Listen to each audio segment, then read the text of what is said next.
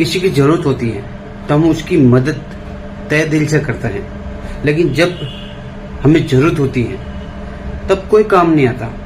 बारिश का मौसम था, एक औरत को उसके घर पे जाना था, काफी अर्जेंट था, लेकिन बीच रास्ते में उसकी गाड़ी खराब हो गई। तभी उसी रास्ते से एक इंसान आ रहा था जिसका नाम था भोलाराम। वो औरत ने उस भोलाराम से पूछा कि क्या मुझे 20 किलोमीटर दूर मुझे घर पे छोड़ सकते हो, मैं आपको मुंह मांगे किराया दूंगा। भोलाराम बिना सवाल किए उस औरत से कहा, ये कोई बात नहीं, बैठिए, मैं आपको उस गांव में उसकी गाड़ी में बैठ गई। काफी अर्जेंट था, बारिश का मौसम था। भोलाराम ने गाड़ी स्टार्ट की और 20 किलोमीटर दूर उसके घर पे उस मैडम को छोड़ दिए। जब वो औरत गाड़ी से उतरी तब भोलाराम ने कहा, मैडम किराया, पैसा।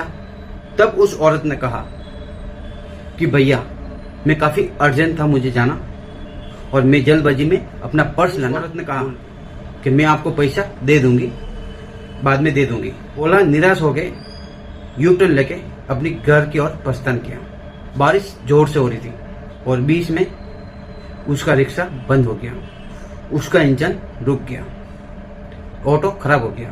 वैसे भी भोलाराम एक गरीब घर का था, उसका रिक्शा काफी कमजोर था और बारिश भी हो रही थी, रिक्शा खराब हो गया और उसी रिक्शा के किराए से उसका घर का राशन, खाना पीना, 2 टाइम की रोटी चलती थी।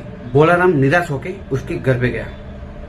तभी उसकी बीवी ने और ताना मारा कि 20 किलोमीटर दूर चले गए और आते आते रिक्शा किराया मिला, ऊपर से और खर्चा उसका रिपेयरिंग का, कहां से लाएंगे।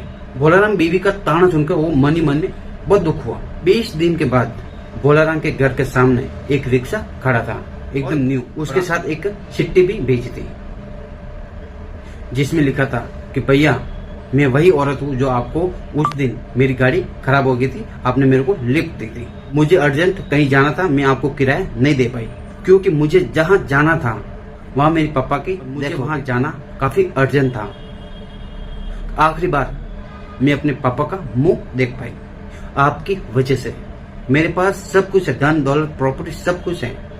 जब आपने उस रिक्शे से मुझे घर पे छोड़ा था तभी आपका रिक्शा काफी पुराना था, इसलिए मुझे ऐसा लगा कि मैं आपको एक रिक्शा। कुछ लोग होते हैं कि जरूरत के वक्त हमें कोई काम नहीं आता, लेकिन एक भला इंसान होता ही होता है जो हमारी लाइफ में और हमारे बीच में एक टिकट। भोलाराम की बीवी बहुत दुखी हुई, वो अपने आप को संभाल नहीं पा रही थी कि ऐसे भी लोग होते हैं।